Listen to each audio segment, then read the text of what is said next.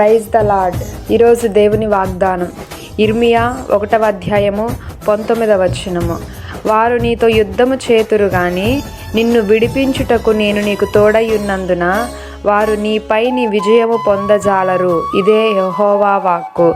ఈరోజు పరిశుద్ధాత్మ దేవుడు మనతో మాట్లాడుతున్న మాటలేమనగా, నీ జీవితంలో మరి ఉన్నటువంటి శ్రమల గురించి నువ్వు భయపడుతున్నావా? ఈరోజు భయపడవలసినటువంటి అవసరం లేదు. ఎందుకనంటే ఇక్కడ దేవుడు అంటున్నాడు, ఆ శ్రమలు, కష్టాలు, శోధనలు కొంతకాలం వరకే.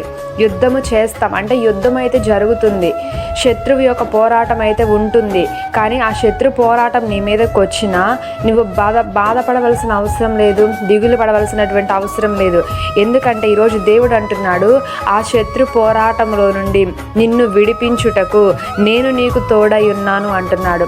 ఆ శత్రువు బలమంతటి మీద కూడా అధికారం ఇచ్చి శత్రువు యొక్క సైన్యం అంతటినీ కూడా, దుష్టుడి యొక్క ప్రతి సైన్యమును కూడా, ప్రతి ఆలోచన విధానమును కూడా జయించుటకు పరిశుద్ధాత్మ దేవుడు ఈరోజు నీకు సామర్థ్యం ఇస్తాడు. కాబట్టి నీ పైన ఆ శత్రువు ఎప్పుడు కూడా విజయము పొందడు అని పరిశుద్ధాత్మ దేవుడు ఈరోజు నీతో మాట్లాడుతున్నాడు.